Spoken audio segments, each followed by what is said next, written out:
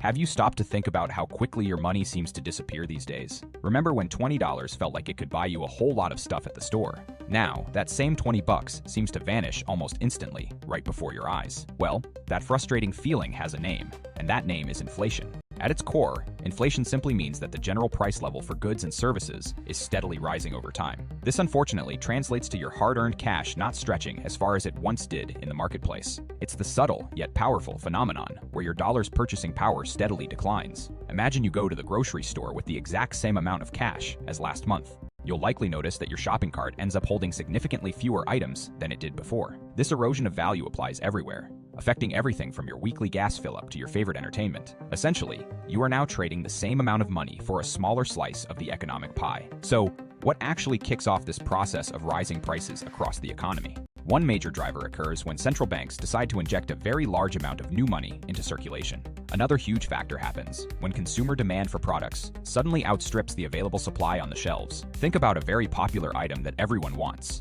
but there simply aren't enough units manufactured. Furthermore, the cost of production for businesses can dramatically increase, leading to higher final prices. This increase in business costs often relates to expensive fuel, higher worker wages, or costly raw materials. And we cannot forget those moments when global systems break down, causing major supply chain disruptions. When transportation lines get tangled up, getting products where they need to go becomes both slower and much more expensive. Putting it all together, inflation is often the result of having too many dollars chasing after a relatively limited amount of goods. Thankfully, there are established economic tools that governments and central banks can deploy to try and tame these rising prices. The most common immediate tactic involves systematically raising benchmark interest rates across the financial system. This action makes borrowing money for homes, cars, or business expansion significantly more expensive for everyone involved. When borrowing becomes costlier, people and companies naturally pull back on taking on new debt. Another key strategy is for the government itself to reduce its own spending across various public projects. By cutting back on its expenditures,